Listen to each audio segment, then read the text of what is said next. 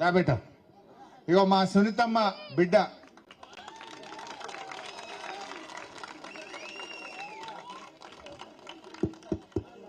మాగంటి గోపీనాథ్ గారి పెద్ద బిడ్డ అక్షర దిశర ఇద్దరు పిల్లలు కూడా ఇక్కడికి వచ్చారు. ఆ పిల్లలు వాళ్ళ అమ్మకు చేదోడుగా ఉండాలని అమ్మకు తోడుగా ఈ ఎన్నికల్లో ప్రచారానికి పాపం రాత్రి పగలు అమ్మకు తోడుగా ఉన్నారు. మరి ఆ బిడ్డల ముఖం చూసి మీరు అందరూ కూడా సునీతమ్మను దయచేసి ఆశీర్వదించాలని కోరుతా ఉన్నా. అక్షర దిశర ఎన్నడూ పాపం వాళ్ళ నాన్నున్నప్పుడు కాలేజీకి స్కూలుకు పోవడం తప్ప ఏనాడు రాజకీయాలకు వచ్చిన వాళ్ళు కాదు. కానీ అమ్మ నాన్న లేని అమ్మ ఒక్కటి పాపం ఇల్లు తిరుగుతుంటే అమ్మ బాధ చూడలేక ఇద్దరు పిల్లలు చేదోడు బాదోడుగా అమ్మ కోసం అమ్మ పక్షాన వాళ్ళందరూ కూడా తిరుగుతా ఉన్నారు. ఎంత బాధ కలుగుద్దంటే ఈ కాలేజీకి పోయే పిల్లలు వీళ్ళ మీద పోలీస్ కేసు పెట్టించిండు రేవంత్ రెడ్డి. ఎంత దుర్మార్గుడో ఒక్కసారి మీరు ఆలోచించండి. ఈ పిల్లలు ఏమైనా తప్పు చేసిండ్రా?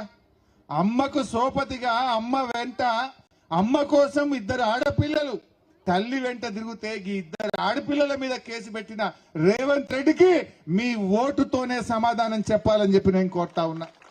ఈ అభం శుభం తెలియని పిల్లలు ఈ కాలేజీలకు పోయే పిల్లల మీద కేసు పెట్టించవచ్చా? ఏం రాజకీయం అడుగుతా ఉన్నా రేవంత్ రెడ్డిని?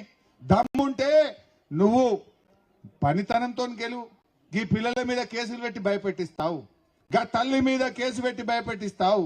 ఆ తల్లి కన్నీళ్లను రాజకీయం చేసి నువ్వు ఎన్నికల్లో గెలవాలనుకుంటావు. అసలు మనిషివేనాను? నేను అడుగుతా ఉన్నా రేవంత్ రెడ్డిని. ఇంత మంచి చిన్న పిల్లల మీద కేసులు పెట్టి రాజకీయం చేస్తా అంటే ఈ పిల్లలు తిరగద్దు, కేసు పెడితే పిల్లలు భయపడాలి. భయపడతారా? తల్లి కంటే ఎక్కువ ఎవరుంటారు? తల్లి కంటే ఎక్కువ ఎవరుంటారు?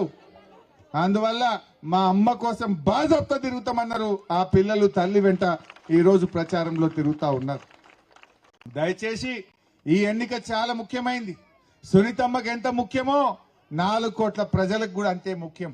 4 కోట్ల ప్రజలకు మేలు జరగాలంటే, మన హామీలన్నీ మనం సాధించాలంటే రేవంత్ గట్టిగా బుద్ధి చెప్పాలి.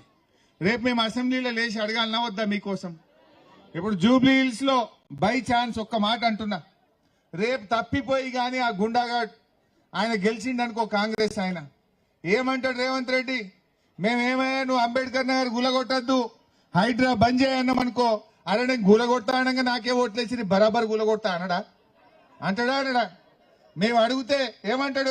నువ్వు మస్తు చెప్పినావు, నువ్వు చెప్పినా నాకే వేసి నేను బరాబర్ గులగొడతాను అనడా? హైడ్రా పెట్టి పేదల బతుకులు ఆగం చేయడా? మరి హైడ్రాలో ఎందుకు పొంగిలేటి శ్రీనివాసరెడ్డి మంత్రి ఇల్లు గులగొట్టాడు? రేవంత్ రెడ్డి తమ్ముడు గీన్నే పక్కపొంట తిరుపతి రెడ్డి ఇల్లు కూడా నీళ్లలోనే ఉంటది, అది మాత్రం గులగొట్టాడట. ఆయన తమ్ముంది గులగొట్టాడట, మంత్రి పొంగులేటిది గులగొట్టాడట, చీఫ్ విప్ మహేందర్ రెడ్డి ఇల్లు గులగొట్టాడట, మంత్రి వివేక్ ఇల్లు గులగొట్టాడట, పేదోళ్ల బస్తీలు పేదోళ్ల గుడిసెలు మాత్రమే గులగొట్టాడట. మరి ఇదెక్కడి న్యాయమో అని నేను అడుగుతా ఉన్నా. ఈ అన్యాయాన్ని సహిద్దామా?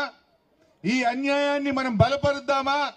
ఈ అన్యాయం ఆగాలంటే, ఈ దగ ఆగాలంటే కాంగ్రెస్ పార్టీకి మనం గుణపాఠం చెప్పాల్సినటువంటి అవసరం ఉంది. బాగా ఆలోచించండి. వాళ్ళు ఒక 6,000 5,000 ఇచ్చి రేవంత్ రెడ్డి ఏమనుకో